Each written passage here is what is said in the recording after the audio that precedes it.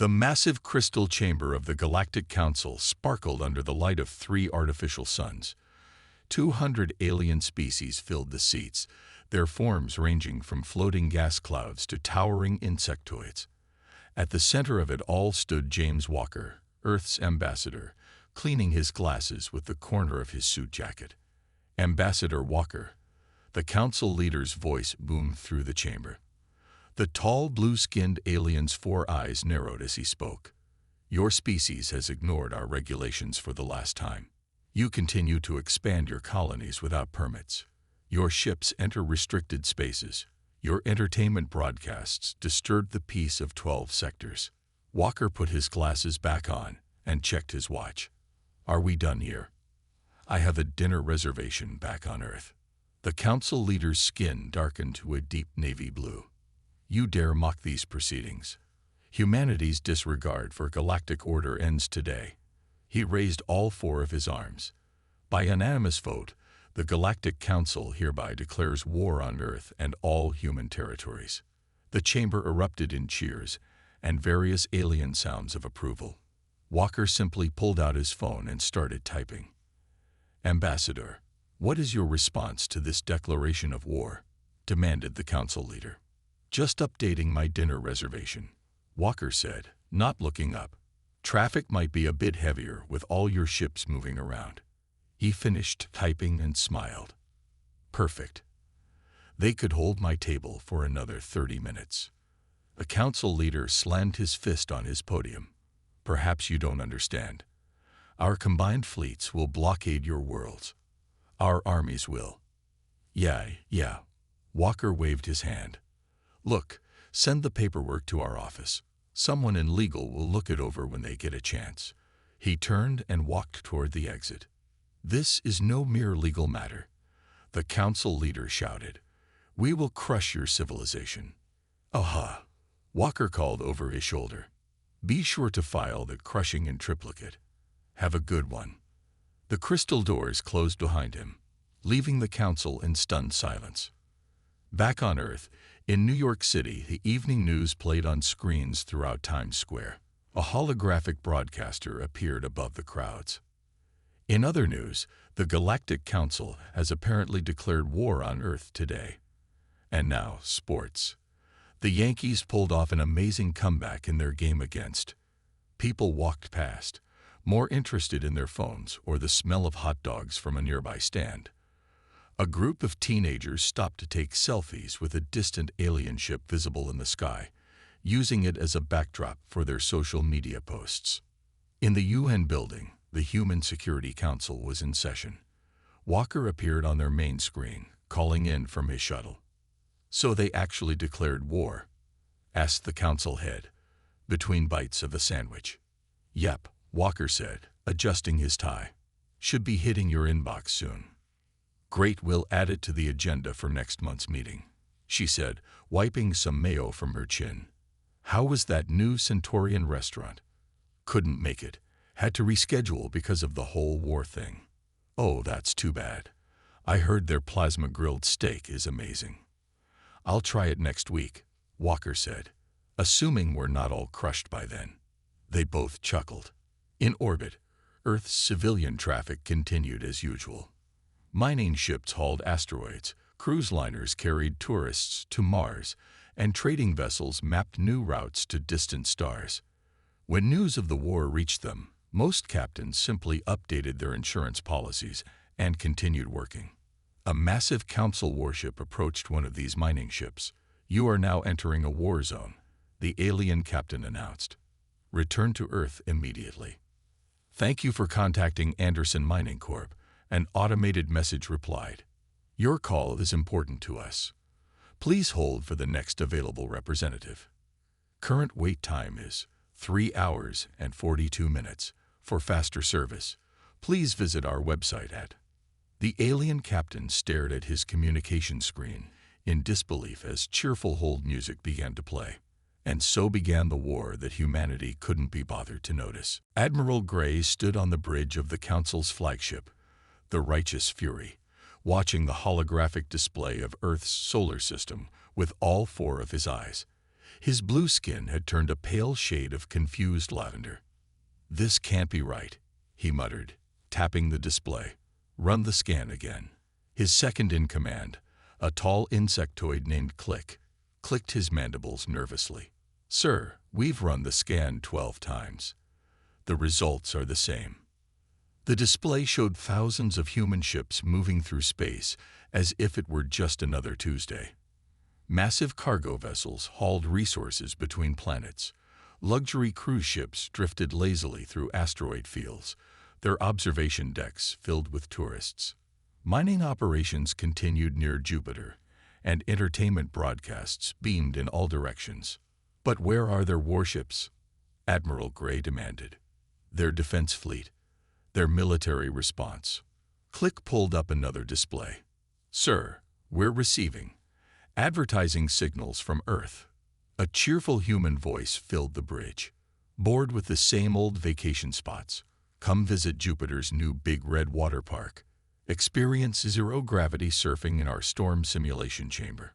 Book now and get 20% off if you mention code Alien Invasion at checkout." Admiral Gray's skin turned a deeper shade of purple. They're mocking us." "Sir," another officer called out, "I'm detecting a small vessel approaching." A tiny ship, no bigger than a shuttle, was indeed heading straight for the Council's massive war fleet. The bridge crew watched in confusion as it stopped right in front of their flagship. "They're hailing us," Click reported.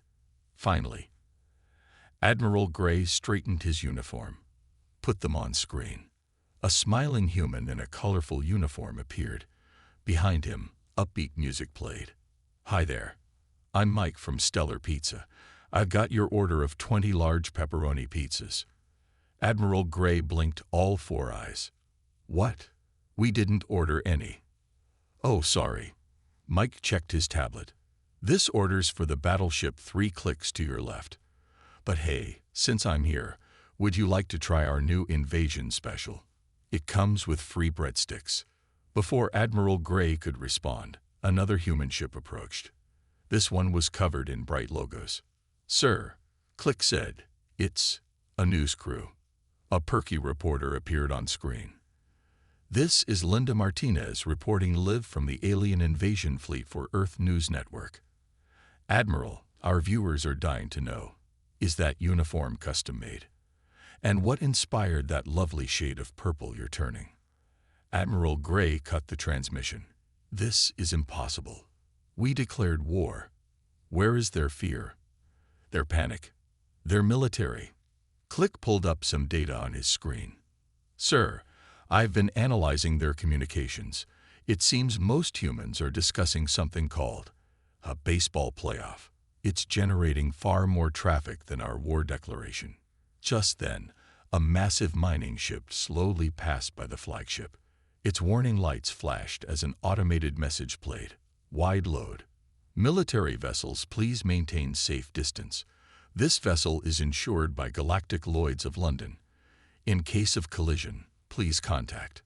"Sir," Click's voice was hesitant, "I've been monitoring their stock market. Since our war declaration, their entertainment and tourism sectors are up 23%. Something called Stellar Pizza has doubled in value." Admiral Gray slumped in his command chair. A small screen nearby showed various Earth channels. Children's cartoons already featuring comical versions of Council ships, reality shows planning invasion-themed episodes, and a cooking channel doing a special on foods from the stars. "How do you wage war on people who won't even acknowledge they're in one?" he wondered aloud. "Sir," Click held up a pizza box. "Should I tell Mike we don't want the breadsticks?"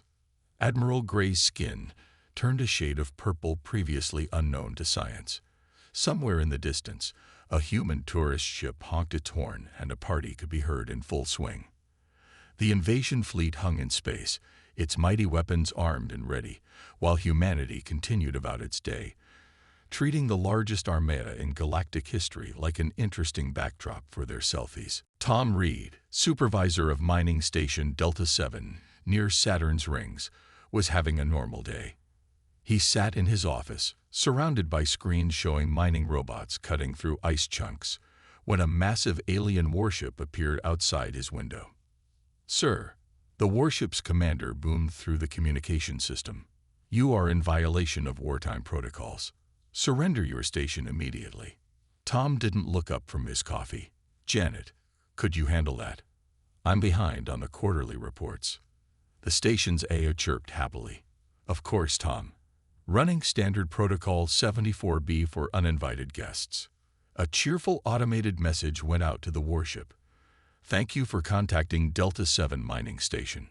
All our representatives are currently busy ensuring maximum resource extraction efficiency. Your call is very important to us. Please select from the following options. Press 1 for safety complaints. Press 2 for environmental concerns. Press 3 for invasion attempts. Press 4 for tourist information. Press 5 to hear this message in Galactic Standard." The alien commander slammed his tentacle on his console. "This is not a customer service matter. This is war." "I see you're interested in filing a complaint." Janet responded pleasantly. "Please note that our current wait time for invasion-related issues is approximately 47 business days. Would you like to schedule a callback?"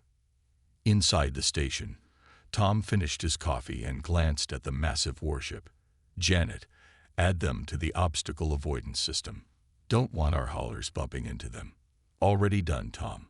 I've also sent them our standard insurance forms and liability waiver. They'll need to sign those if they plan to stay in our operational zone." The alien ship fired a warning shot, a bright energy beam that passed harmlessly over the station. "Janet, log that as a light pollution violation," Tom said, starting on his second coffee. "Send them the standard fine. Right away. Adding environmental impact fee to their account. Would you like me to offer them our new payment plan options?" The alien commander's voice crackled through again, now slightly hysterical.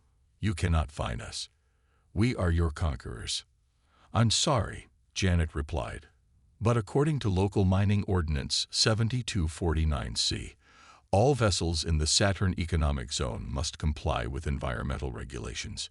Your current fine is 47,000 credits, with a 10% early payment discount if settled within 30 Earth days. Would you like to set up automatic payments?" Tom finally looked up at the warship. "Oh, Janet, better send them the updated terms of service too. They'll need to acknowledge receipt." "Excellent point. Transmitting our 847-page terms of service document now, along with mandatory safety training videos and our quarterly newsletter." The alien ship's communications suddenly went quiet. After a few minutes, their engines powered up, and they slowly backed away from the station. "They're leaving, Tom," Janet reported cheerfully. "Should I mark them as customer declined service?" "Nah, put them in the potential future clients database. Send them our holiday catalog too." Throughout the solar system, similar scenes played out. A council battle group trying to blockade Mars found themselves stuck in an endless loop of automated tourism surveys. A fleet attempting to intimidate Venus's cloud cities received nothing but sponsorship offers for their ship show.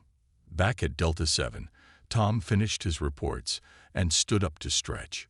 "Quiet day today, Janet." "Very quiet, Tom.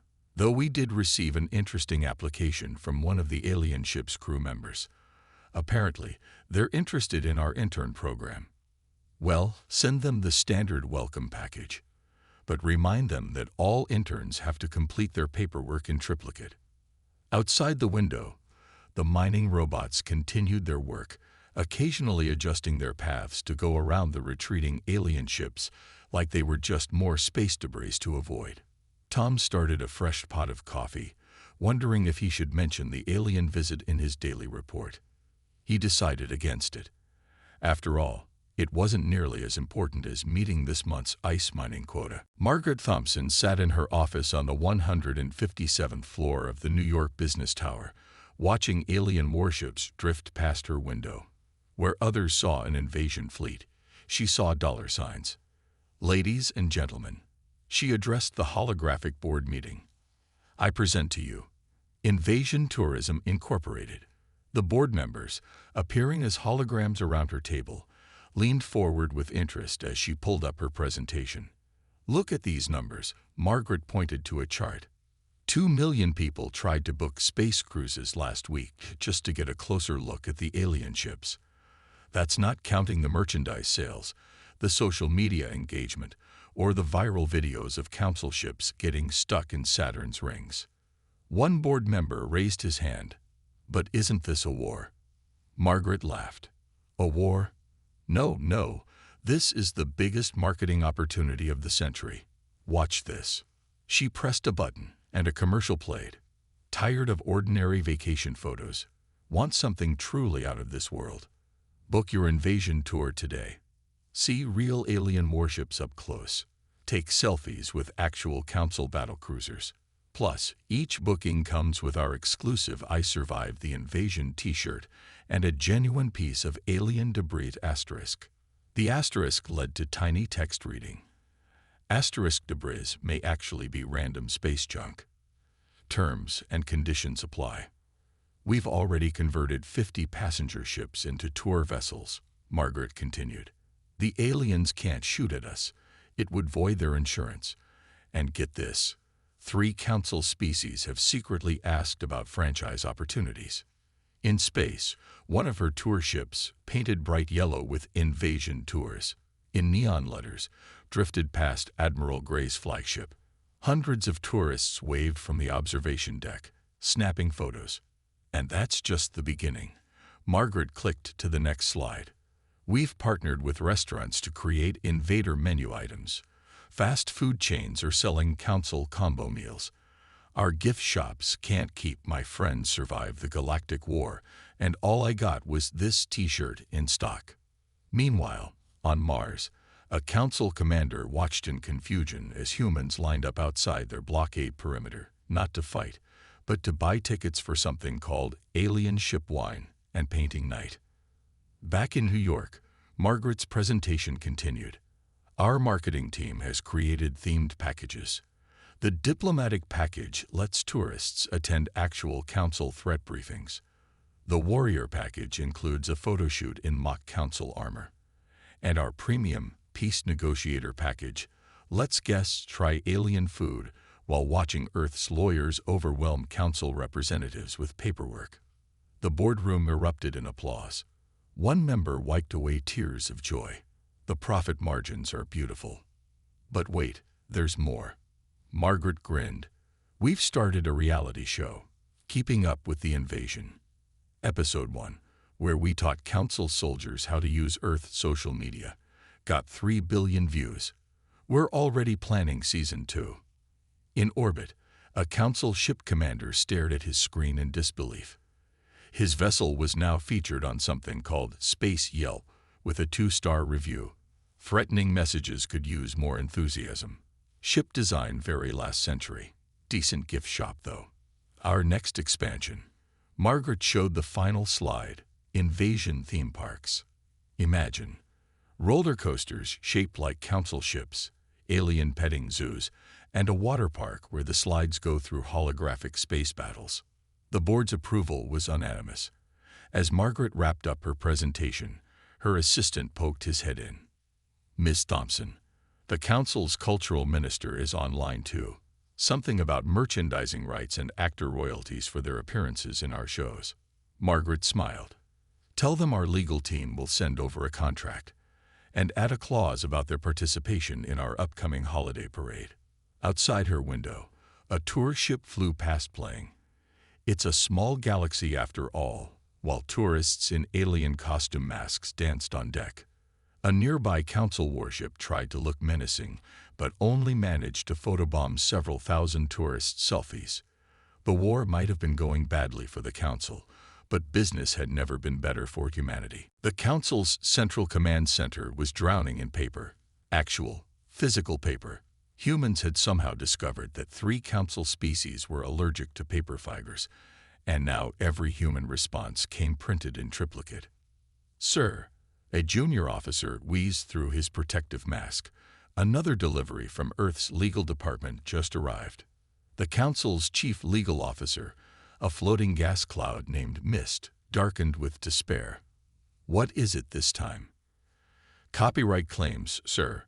Apparently, we didn't get permission to use Earth's image in our propaganda.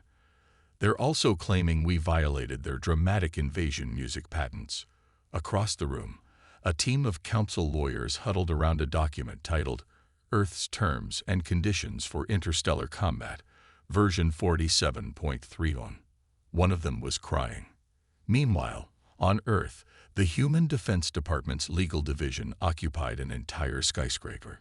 Not because they needed the space, but because they knew it annoyed the council to update their contact information for each floor separately. Bill Johnson, head of paperwork warfare, reviewed the day's strategy. "How's Operation Paper Cut going?"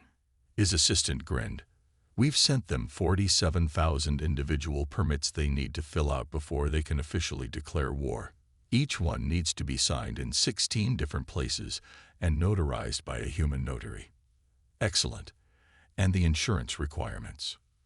"We've informed them that their current invasion insurance doesn't cover operations in the Sol system. They'll need to upgrade to our premium Galaxy Quest Plus package, which requires a full medical examination for every soldier and ship safety inspection by human contractors." On the council flagship, Admiral Gray received the latest update. "What do you mean we need workers' compensation insurance for our invasion forces?" His legal advisor trembled. "Earth's lawyers say it's required by their labor laws. They're also demanding we provide dental coverage and paid vacation time for any troops involved in planetary conquest attempts." "That's ridiculous. We're invading them. They filed that complaint under workplace grievances and say we'll hear back in 8 to 12 business months." Back on Earth, the legal division launched their masterpiece. Bill smiled as he signed the final document. "Send this to every council ship," he ordered. It's a 900-page request for them to confirm they've read our updated privacy policy. His assistant checked her tablet. "Should I include the mandatory quiz at the end?" "Naturally. And remind them that wrong answers will require them to restart from page 1. In space, council ships started receiving pop-up messages on all their screens. "Your trial period for invading Earth has expired. Would you like to purchase a full license? Please note, premium invasion features require a monthly subscription." The council's legal team was falling apart. One lawyer had switched sides after Earth offered better health benefits. Another was buried under a stack of Earth's Simple Guide to Invasion Regulations, volumes 1 to 73. "They've done it again," Mist announced to the exhausted team. "Earth's patent office just approved their claim on the concept of menacing alien poses. We now owe them royalties for every threatening stance our troops make." Admiral Gray's hologram appeared, looking desperate. "Please tell me you found a way through their regulations." "Well," Mist flickered anxiously, "we could try the direct approach, but what?" "They've classified unauthorized planetary conquest as littering. The fines are astronomical." Just then, every council device received the same message. "Your devices are still using cookies. According to Earth's Digital Privacy Act, please review and accept our updated terms for each of your 7 million soldiers individually. No group acceptance allowed." In the Human Defense Department, Bill looked out his window at the alien fleet, now almost hidden behind floating holographic permission requests. "Should we send them the environmental impact assessment forms next?" his assistant asked. Bill sipped his coffee. "Let's wait until after lunch. I hear they're still trying to figure out how to file their invasion as a tax-deductible business expense." Somewhere in the council fleet, another lawyer quit to become a space tour guide instead. It was less paperwork. Admiral Gray stood in his command center, watching his mighty invasion fleet fall apart not from human weapons, but from human entertainment. On one screen, an alien crew was having a pizza party. On another, soldiers were binge-watching Earth soap operas. A third showed his elite guards trying to learn something called TikTok dances. "Status report," he said weakly, already dreading the answer. Click, his second-in-command, checked his tablet. "Sir, we've lost contact with the third battle group." "There, Attending the Human Music Festival. What? Yes, sir. Apparently, they won VIP passes. The 4th battle group is asking for time off to go too. A junior officer rushed in. Sir, the 7th Fleet is refusing to attack unless they can finish watching something called Game of Thrones. They're only on Season 3. Admiral Gray's skin turned a pale shade of defeat. How many ships are still combat-ready? Click scrolled through his report. Technically all of them, sir. But half our crews are now subscribing to human streaming services, and the other half are arguing about something called sports teams. On the main screen, footage showed Council warships painted in various Earth sports team colors. Some crews had even installed giant foam fingers on their weapon mounts. The Council leader is demanding answers. Click continued. But he's currently on hold with Earth's customer service department. They keep transferring him between departments. Another officer appeared with more reports. Sir, we have a serious morale issue. The crews are complaining that our food synthesizers don't make proper cheeseburgers, and there's a petition going around demanding we install pizza ovens in all ships. A petition. Admiral Gray blinked all 4 eyes. Since when do we allow petitions? Since the crews formed a union, sir. They're calling it Galactic Workers United. They've hired human lawyers. The Admiral slumped in his chair as more reports flooded in. The 12th Fleet had converted their hangars into coffee shops. The 5th Fleet was running a betting pool on Earth sports matches.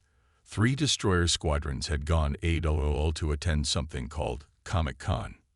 Sir, Click said hesitantly, there's more. Our soldiers are shopping. Shopping? Yes, sir. Earth opened an online store called Invasion Outfitters. They're selling comfortable uniforms in Council military styles. Our troops say they're much better than our standard issue. The main screen showed Council soldiers taking selfies in their new Earth-made uniforms, complete with custom patches saying, "Best invasion ever." And I tried to conquer Earth and all I got was this cool uniform. The commissary is empty, another officer reported. Everyone's ordering Earth takeout. Sir, even the ship's AI is addicted to human social media. As if on cue, the ship's computer interrupted. OMG, you guys. Earth just posted the cutest cat video. Admiral Gray watched as a nearby Council battleship turned on its party lights and started playing Earth music. Their weapon systems had been converted into a light show. Click, he said quietly. How many of our ships are still following Council orders? Click checked his numbers. Well, officially all of them. Sir, but he gestured to a screen showing Council crews teaching humans their traditional dances while humans taught them to play baseball. Sir, a communication officer called out. The Council leader finally got through Earth's customer service. But what? He ended up buying a vacation package to something called Disney World. Just then, the ship's AI made another announcement. Attention all personnel. Earth's main streaming service is offering a military discount. Also, today's lunch menu features Earth cuisines from 5 continents. And don't forget, tonight is karaoke night in Hangar Bay 3. Admiral Gray watched as his invasion fleet transformed into the galaxy's biggest cultural exchange program. A nearby cruiser had turned its hull into a giant movie screen showing Earth films. Another was advertising space tacos, now delivering. Sir, Click asked carefully, should we stop them? The Admiral looked at his own desk, where a half-eaten pizza sat next to a Visit Earth tourist brochure. No, Click, he sighed. I don't think we can. Pass me that takeout menu. I hear human Chinese food is amazing. The final peace treaty between Earth and the Galactic Council wasn't signed in a grand hall or a historic battlefield. Instead, it was signed in a coffee shop on the moon, because the Council representatives had become addicted to caramel lattes. James Walker, Earth's ambassador, sat across from the Council leader, who was on his 4th coffee and wearing a I Earth t-shirt under his official robes. So, Walker said, checking his phone, Are we done with the war thing? The council leader nodded sadly, whipped cream on his upper lip. The council votes to end the war, mostly because our armies refuse to leave Earth's entertainment zones. Cool, Walker replied, then frowned at his phone. Oh man, Earth's stock market just hit another record high. These invasion-themed companies are really taking off. Nearby, Admiral Gray sat with his former enemy, Margaret Thompson, now his business partner. They were planning the grand opening of Council Quest, a theme park featuring actual alien warships converted into restaurants and rides. The Invaders' food court will have dishes from 50 alien worlds, Margaret explained, showing him the plans. And we're turning your flagship into a water slide. What about the weapon systems? Gray asked. Kids' laser tag arena. We're calling it Conquer the Council. On every screen in the coffee shop, Earth's most popular new reality show was playing. Space Swap, where human and alien families traded homes for a month. Today's episode featured a council family trying to understand the purpose of a human kitchen, while a human family accidentally activated their temporary alien home's defense systems trying to find the bathroom. Click, now wearing a Hawaiian shirt under his uniform, brought over more coffee. Sir, the gift shop revenue reports are in. Your action figures are outselling the plush toys 3-1. Action figures. Walker raised an eyebrow. The council leader looked embarrassed. We had to do something with our invasion budget. The merchandising rights are actually worth more than our entire military spending. Through the coffee shop's dome, they could see Earth ships and council vessels mixing freely in space. Some alien ships now had bumper stickers saying, "My other ride is a human Corvette," and "Honk, if you love Earth food." Oh, Walker remembered something. My office got your application to join the Human Entertainment Distribution Network. Should be approved by next week. Excellent. The council leader beamed. Our citizens are demanding more Earth content, especially something called cat videos. A group of human and alien tourists passed by outside, all wearing matching War of 2024. I was there. Shirts. Some aliens were teaching humans their traditional greeting, while humans showed them how to take better selfies. By the way, Margaret chimed in, the council's new cooking show is a huge hit. Cooking with 4 Arms is our highest-rated program. Admiral Gray, now sporting a Galaxy's Best Admiral coffee mug, looked through the profit projections. We're making more money from peace than we ever could from war. Speaking of money, Walker checked his phone again. The Mars Trading Exchange just added council currency. It's up 40% since they announced the end of the war. The council leader sipped his coffee contentedly. Perhaps we should have tried invading Earth with coffee shops instead of warships. Wouldn't have worked, Walker grinned. We'd have bought out your coffee shop chain and turned it into a franchise. Outside, a tour group of alien children pressed their faces against the dome glass, wearing Mickey Mouse ears and begging their parents to visit Disney Mars. A street vendor floated by, selling both hot dogs and traditional alien delicacies. So, Walker finished his own coffee. Same time next week to discuss the council's application to join Earth's streaming alliance. Make it Tuesday, the council leader replied. Monday is the premiere of my new reality show, The Real Housewives of the Galactic Council.